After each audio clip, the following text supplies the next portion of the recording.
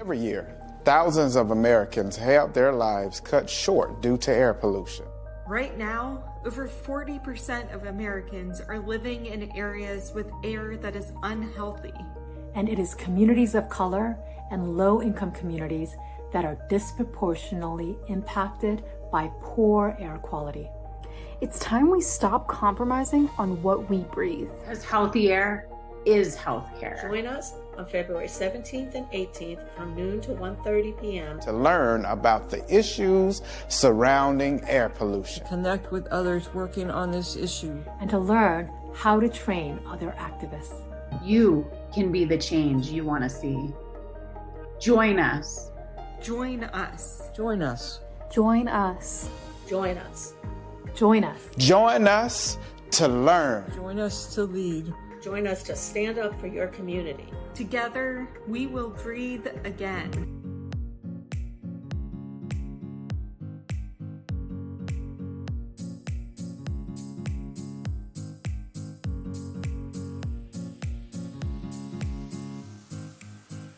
That tagline, or that very clear messaging of healthy air is healthcare, is so profound, and something that as our voices become unified and we understand the local to the regional to the national issues, we can come together as a movement to really spread that understanding of healthcare. Healthy air is healthcare. How we message around this, that healthy air is healthcare, is really a message based in love. I often talk about the work that we do around justice and equity, diversity, inclusion, for climate justice, for creation care, is that it really is a What I Love campaign for the love of this world. So Women in Faith, it's been a joy and privilege to be part of this collaborative, recognizing that there's so many different gifts and skill sets and assets of the respective organizations.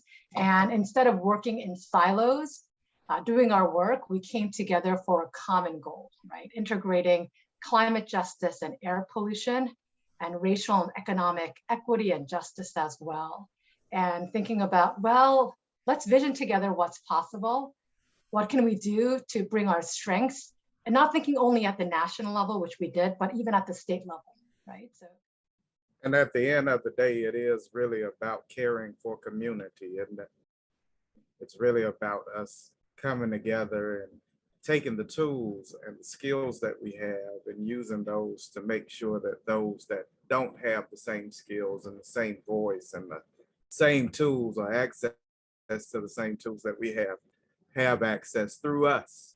And so being able to come together to use these materials to advocate, not only to our communities, but also to those who make decisions on behalf of our community, such as our legislators and other officials.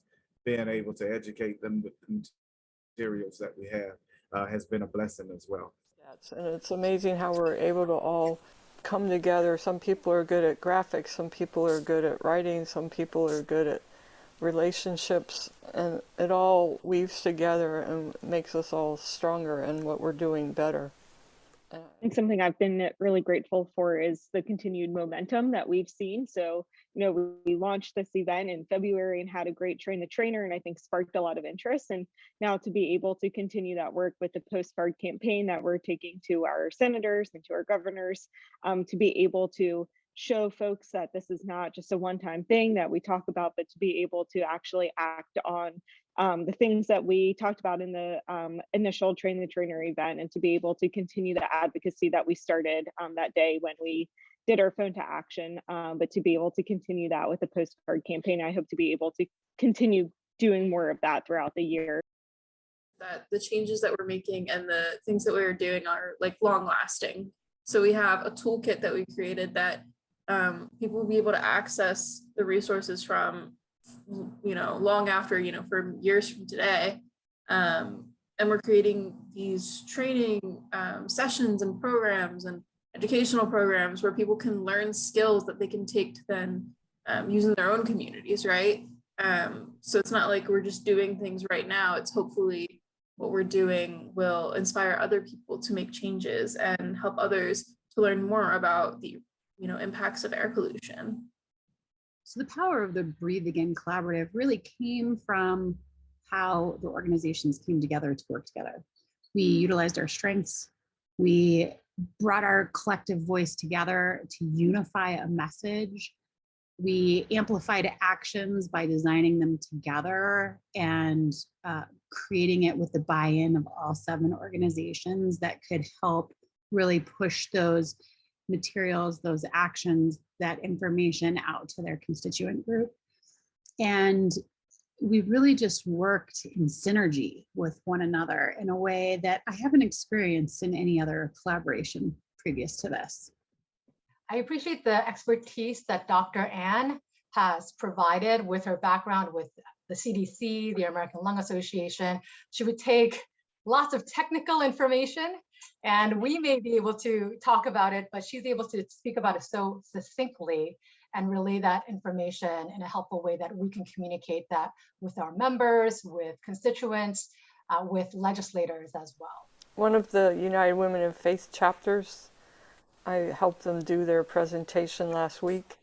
And afterwards, one of the attendees said, "Thank you for making that so clear and understandable." And that just, it made me feel good about what we did, because, they used the person who led it went to our training session and learned how to do it. And then I was presenting the slides again with the health information, and it made what we did just seem so real and important. We have deepened our relationships. We've been able to accomplish projects where everybody just does what exactly that they're able to do. No judgments on anybody. And I think that we've really been able to deepen our alliances and really want to work together again. It's been really great to watch this come together and then get to see United Women in Faith and other groups take on the training that you all did in February and do it in their own context, and getting to see that kind of spread and grow just from one event and now into the postcard campaign has been really great to witness and to watch the movement just keep moving forward. It's been like, what can we do to make a difference? And we all just go ahead and go out there and do it.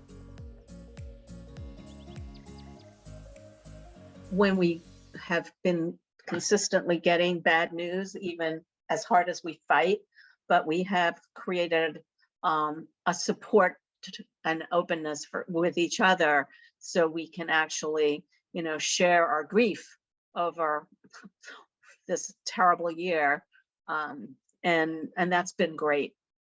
That we've got those kind of relationships built. I think this collaborative grant really aligns with US-CAN's theory of change, where we build relationships with one another in the movement. We strengthen those relationships. We have a common vision, and we work towards together in that work and effort versus doing it alone, right? Just sharing updates with one another, and that's it, but we're not doing that, right? We're sharing updates, but looking at how we can work together for a common goal. So I found it incredibly encouraging, because the federal landscape was not very encouraging this past year. Yeah, I think being able to collaborate across states, across the country is really powerful in building a movement like this. So, I think sometimes we get so in the nitty gritty of our own work and what's happening locally, but being able to take a bigger picture and talking about an issue that is very much affecting us nationally and globally, and being able to say, here we are, a couple of IPLs across the Southeast working with ECA and United Women of Faith that work across the state or across the country as well, and being able to know that the impact that we're making is not just at a local level, but being able to see how we are acting in many states across the country and how we're each able to take this message to our own communities, but that it's a broader message. I think there's a lot of power in that. One interesting thing that I just thought of is when we had our Breathe Again workshops, and we asked on our registration form for people to identify which, if any, organizations they would like to continue hearing from. And there was a lot of interest in organizations other than their own, and organizations in different parts of the country than, for Alabama, there were people in California who were interested in hearing from other organizations. So I think it's kind of opened up some eyes to the fact that, oh, it's not just my community, it's everywhere, and there's a lot of support for this. The power of this collaboration is going to come in what comes next, what we do after this grant cycle is over. And we're already talking about that, and we're already conspiring to how do we continue this work, and how do we push this work forward, and who do we target next, and what is the next message that we work on. And I just feel so fortunate to be part of it, and I can't wait to see where we go in 2023 and beyond, because I think that this collaboration has so much power, and we can get even more organizations to join it and help amplify this message and really make an impact on communities and on our health. And I appreciate having worked with you all on this project. It's been fun. It's not been like work, it's been fun.